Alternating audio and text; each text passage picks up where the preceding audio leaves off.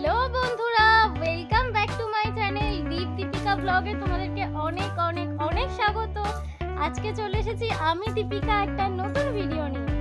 তো আজকে অনেক দিন পরে আমি রেসিপি ভিডিও আনতে চলেছি। অ্যাকচুয়ালি আগে তো আমার চ্যানেলে তো প্রথম রেসিপি ভিডিও অনেকই আসতো, আমি প্রত্যেকটা রেসিপি বানিয়ে বানিয়ে তোমাদেরকে দেখাতাম। কিন্তু মাঝখানে কিছুদিন অফ গেছে, তারপর থেকে রেসিপি ভিডিও বন্ধ হয়ে গেছে, শুধু ঘুরতে যাওয়ার ভিডিওই আসে। তো আজকে আমি রেসিপি ভিডিও বানাবো। তো চলো কি বানাই দেখানো যাক। তো আজকে আমি বানাবো চিকেন পকোড়া। তো চলো তাহলে বানিয়ে নেওয়া যাক। তো বন্ধুরা দেখো, চিকেন পকোড়া চিকেন কিন্তু একদম রেডি। তো আমরা ছোট ছোট করে চিকেনের পিস কিমা করে নিয়েছি, সলিড পিস। তো তোমরা চাইলে ব্রেস্টের দিকেও নিতে পারো অথবা থাইয়ের দিকেও নিতে পারো, সেটা ইচ্ছা মতো তোমরা নিয়ে নিও। এরকমভাবে ছোট ছোট পিস করে নিয়ে নেবে। নেওয়ার পরে স্বাদ মতো একটু নুন দিতে হবে, যে পরিমাণ লবণ খেতে চাস সে সেই পরিমাণ দেবে। তো লবণ দেওয়ার পরে বন্ধুরা আমরা এবার দেবো একটু কাশ্মীরি লঙ্কার গুঁড়ো। এটা কিন্তু আমি ঝালের জন্য দিচ্ছি না, এটা শুধু কালারের জন্য দিচ্ছি। কাশ্মীরি লঙ্কার গুঁড়ো দিলে পকোড়ার কালারটা খুব সুন্দর আসে, একটা রেড ফ্লেভার আসে, খুব সুন্দর দেখতে লাগে, যার জন্য কাশ্মীরি লঙ্কার গুঁড়ো দিলাম। এরপর দেবো বন্ধুরা লেবু হাফটা দেওয়াই ভালো, বেশি দিলে টক টাইপের হয়ে যাবে। তো হাফটা দেওয়ার কারণ হচ্ছে এটা একটু মাংসের ভিতরে একটা ক্রাঞ্চি ফ্লেভার দেবে, তার জন্য। তো এরপরে আমরা দিচ্ছি কর্নফ্লাওয়ার। তো কর্নফ্লাওয়ার দেওয়ার পরে বন্ধুরা আমরা দিয়ে দেবো একটা ডিম। তো আমাদের চিকেন যে পরিমাণ আছে সেই পরিমাণেই ডিমটা দিতে হবে।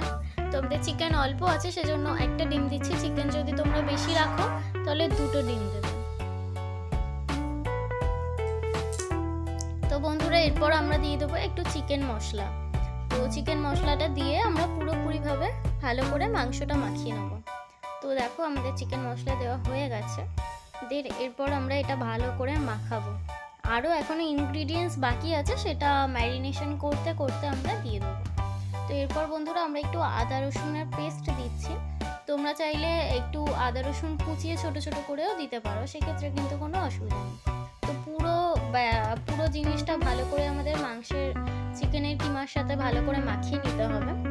তো মাখিয়ে নেওয়ার পরে আরও কিছু ইনগ্রিডিয়েন্টস আছে, সেগুলো আস্তে আস্তে দেবো। তো আমরা পরিমাণ মতো অল্প করে বেসন দিয়ে দিচ্ছি। বেসনটা যত অল্প দেওয়া যাবে ততই ভালো, কারণ বেসন বেশি দিলে কিন্তু টেস্টটা চলে যায় বন্ধুরা। তো বন্ধুরা আমরা কিছুটা বেসন নিয়ে নিলাম, নিয়ে এটা ভালো করে মাখিয়ে নিচ্ছি। তো আরও কিছু ইনগ্রিডিয়েন্টস আছে বন্ধুরা, যেটা আমরা পুরো ম্যারিনেশনটা করতে করতে দেব। তো বন্ধুরা এরপর আমরা দেবো একটু ভিনিগার দিলে কি হবে, চিকেনের মধ্যে একটা সফটনেস ব্যাপার চলে আসবে। তো তার জন্য আমরা একটু ভিনিগার দিলাম। ভিনিগারটা কিন্তু দেওয়ার সময় খেয়াল রাখতে হবে, ওটা খুবই অল্প পরিমাণ দিতে হবে, খুব বেশি দিলে কিন্তু হবে না। তো অল্প পরিমাণ একটু ভিনিগার দিয়ে দিলাম, দিয়ে এটা ভালো করে কিন্তু ম্যারিনেশন করতে হবে অনেকক্ষণ ধরে, যাতে পুরো মাংসটা ভালো করে ম্যারিনেট হয়ে যায়। তো দেখো খুব সুন্দর কালারটাও এসেছে, এটা কিন্তু কাশ্মীরি লঙ্কা গুঁড়োর জন্য এই কালারটা এসেছে। তো এরপর বন্ধুরা আমরা দিয়ে দিলাম একটু বেকিং সোডা, অল্প পরিমাণ। তো সোডাটা দিলে অনেকটাই ফ্লেভারটা খুব সুন্দর আসবে, একটা সফটনেস ব্যাপার আসবে, তো তার জন্য দিয়ে দিলাম। এরপর বন্ধুরা আমরা একটু লঙ্কা থেতো করে দেবো। এটা যদি তোমরা পারো একটু মিক্সির মধ্যে ব্লেন্ড করেও দিতে পারো, তাহলে কিন্তু আরও সুন্দর হবে জিনিসটা। এরপর আমরা পেঁয়াজ ছোট ছোট করে কুচিয়ে নিয়ে সেটাও থেতো করে দেবো। এবার আমি বলি যে পেঁয়াজটা কিন্তু ব্লেন্ড করে দেওয়ার থেকে থেতো করে দিলে কিন্তু ফ্লেভারটা আরও সুন্দর আসবে। কারণ কি হচ্ছে, ব্লেন্ড করে দিলে পুরোটা একদম পুরো মিশে যাবে জিনিসটার সাথে। কিন্তু পেঁয়াজটা যদি আমরা ছোট ছোট করে কুচিয়ে থেতো করে দিই, তাহলে কি হবে, পেঁয়াজের ফ্লেভারটাও আসবে। আর যখন চিকেন পকোড়ার মাঝে মাঝে একটা করে পেঁয়াজ, অল্প অল্প পেঁয়াজ যখন মুখে পড়বে, তখন কিন্তু খেতে আরও সুন্দর লাগবে। তো তার জন্য আমরা ছোট ছোট করে পেঁয়াজ কুচিয়ে সেটা থেতো করে দিয়ে দিচ্ছি।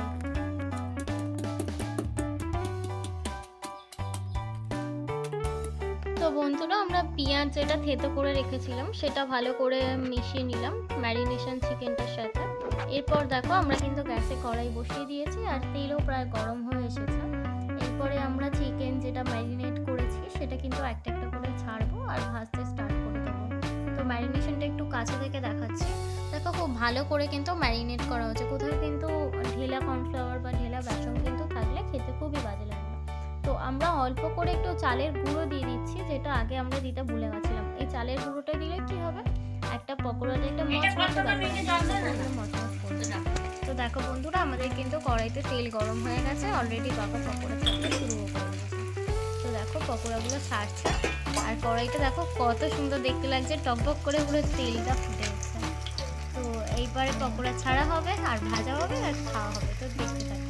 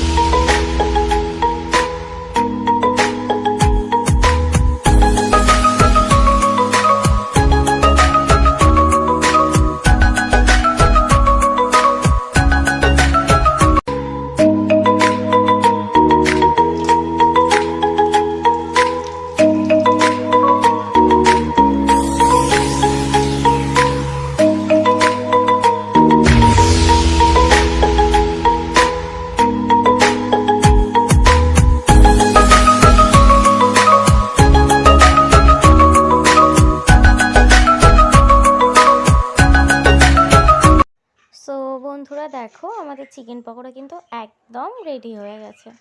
দেখো ঠিক যেরকম চেয়েছিলাম সেই রকমই কিন্তু হয়ে গেছে, ছোট্ট ছোট্ট।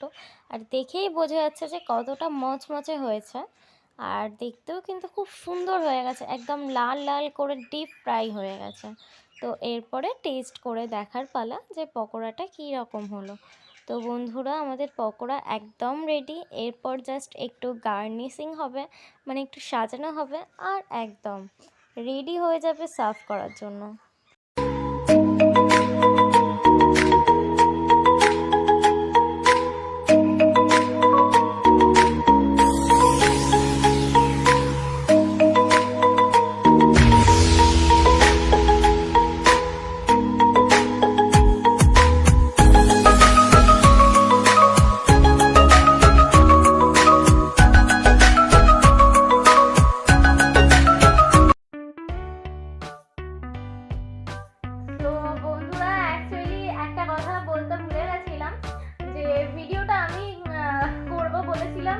কথা, কিন্তু রেসিপি কোনোটাই আমি করিনি।